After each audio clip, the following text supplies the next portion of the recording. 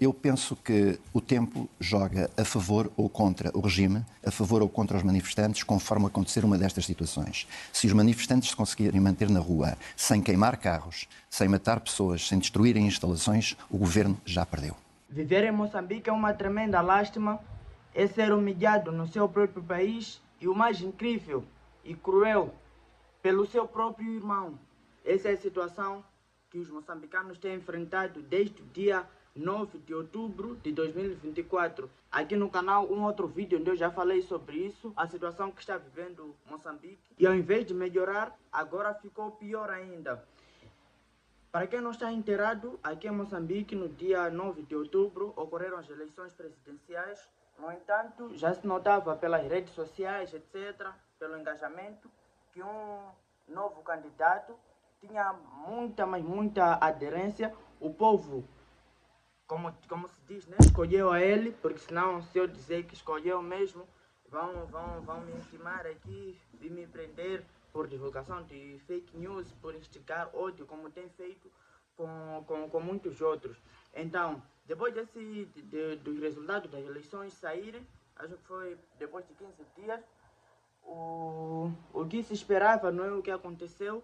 O candidato do partido que está no poder desde a independência de Moçambique venceu com 70%, e o povo mais tem aderido, que tem mais engajamento nas redes sociais, ficou com 20%, os outros 10%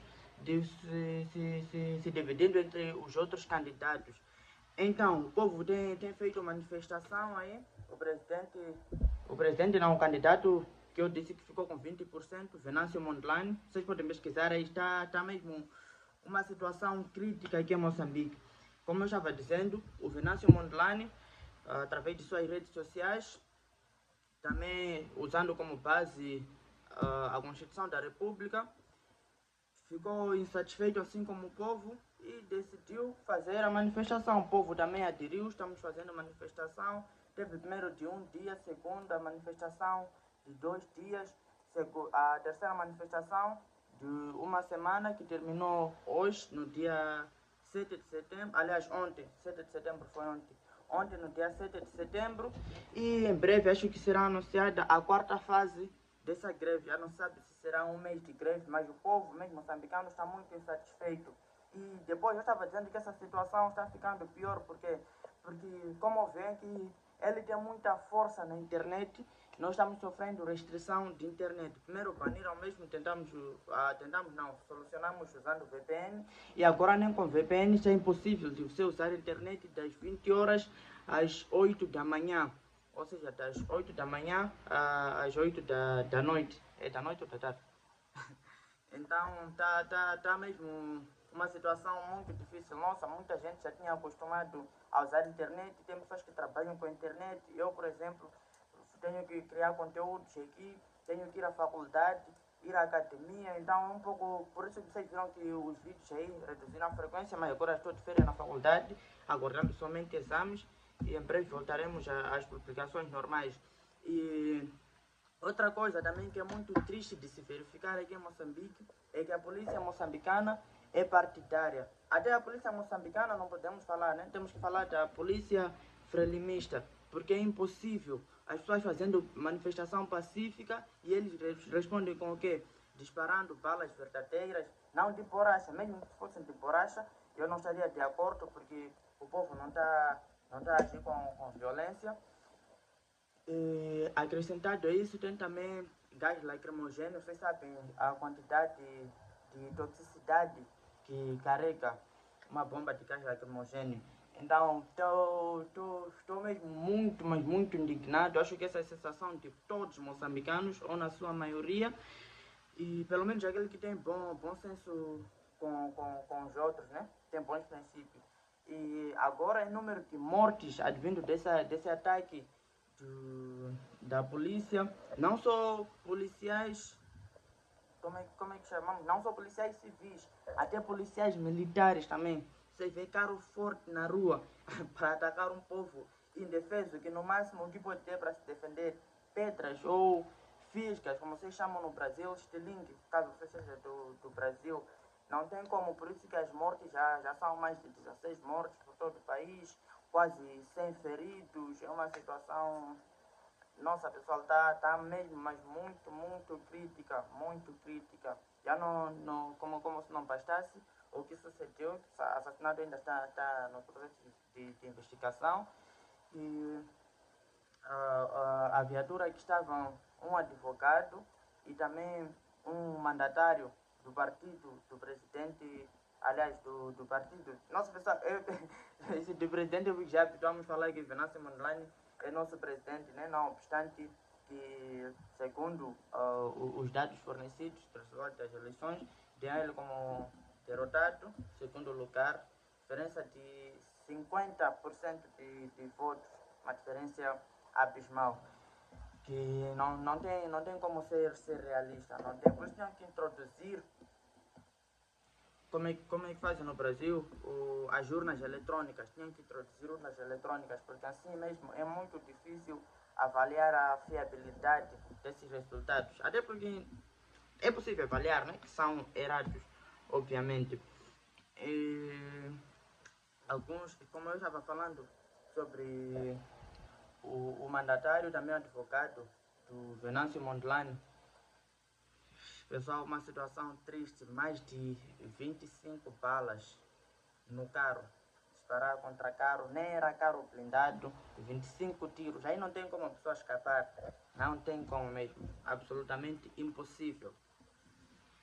E no mais é isso aí, quero ouvir vossa opinião, o que vocês estão achando disso. Até países também, como os Estados Unidos, criticaram muito essa situação aí, desse tiroteio sofrido, desse homicídio, com toda a certeza que é voluntário, mas até agora não se sabe os verdadeiros assassinatos, quais razões entre aspas, né? Porque já se sabe que são razões políticas. Há pouco tempo o Venâncio Mondlane estava comemorando com ele e de repente o país todo se paralisou para chorar, para passar por esse momento de luto. E uma coisa também que queria parabenizar ao povo moçambicano é a união que o povo moçambicano está tendo. Nossa, é uma coisa muito, mas muito linda de se ver. E por uma causa que pessoas estão preferindo até, aí é mesmo, você está disposto a morrer para salvar o país. Isso sim é definição de super-herói. Tem acontecido também prisões tem detido, né? Ou tem preso mesmo as pessoas que têm, de certa forma, participado nas manifestações, que têm um pouco de poder, né, na sociedade, poder no sentido de fama, reconhecimento. As pessoas sabem que essa influencia, então quando ele for lá, muita gente também vai querer fazer, porque muita gente quer fazer, só que está à espera de alguém que o represente, alguém que lhe dê esse impulso. Então tem alguns humoristas que foram presos, alguns jornalistas também, humoristas até daqui da minha cidade, mas já soltaram, mandamos aí, temos um grupo somente para isso, mandamos lá para os advogados, porque tem uma equipe de advogados disponibilizado pelo Conselho Constitucional, em parceria com a Ordem dos Advogados de Moçambique, para resolver essas situações de prisões arbitrárias, hein? Porque são mesmo arbitrárias. A pessoa vai exercer seu direito e simplesmente é preso ou detido. Então, quero saber o que vocês acham disso, como é que seria aí no Brasil e o que vocês têm de informação sobre isso. Principalmente essa questão de internet, nossa, tá sendo muito difícil.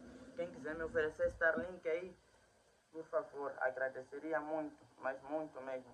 Tá uma situação complicada. Agora eu vou deixar alguns vídeos aqui para vocês assistir e depois vocês vão comentar os vídeos sobre um pouco dessas manifestações, né?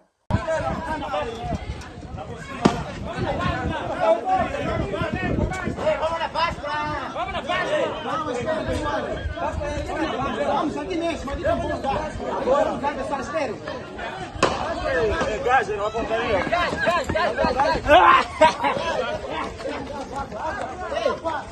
Chegaram, começaram a disparar. Tá vendo?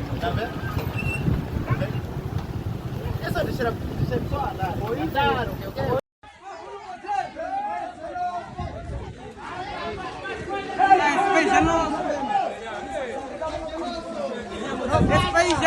nosso, não falha! Não falha, não falha!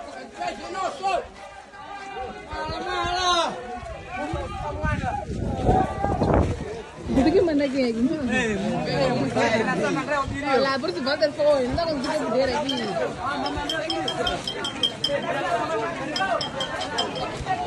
Aqui não dá bem, olha, crianças que vão da estrada. Quem disse? Só sozinho.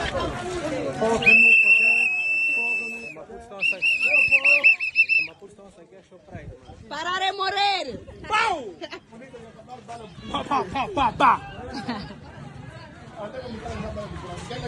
Não puxa bem na cabeça. A pátria ou a morte? Agora. Mas filha, mais jornalistas não vieram hoje.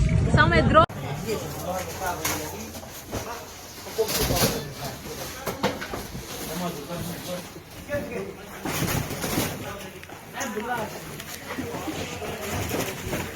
Animou vos ver a trabalhar? Animou, anima!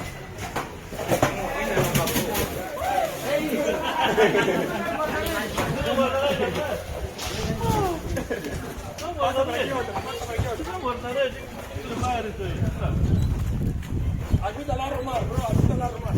Ajuda lá a arrumar, não engano, esse é flag do... Aí está a arrumar. Arruma lá, arruma lá. Arruma lá, bro. Você arruma, você não vai vir agarrar, deixa lá.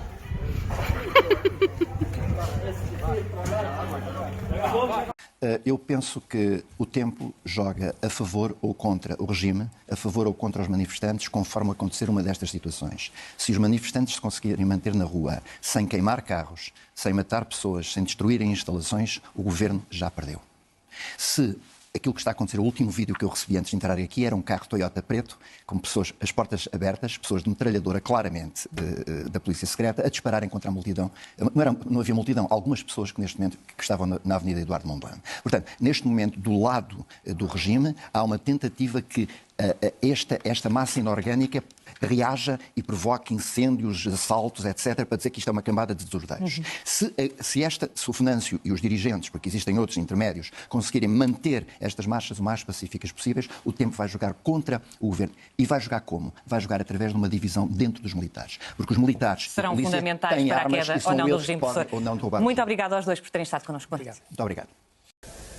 O povo tem a tarefa de participar nesta purificação. O povo, mais uma vez, será o filtrador, como nas eleições para as Assembleias do Povo, como na estruturação do partido. O povo deve denunciar os infiltrados, apontar os indisciplinados, desmascarar os incompetentes, atacar os arrogantes, desalojar-os.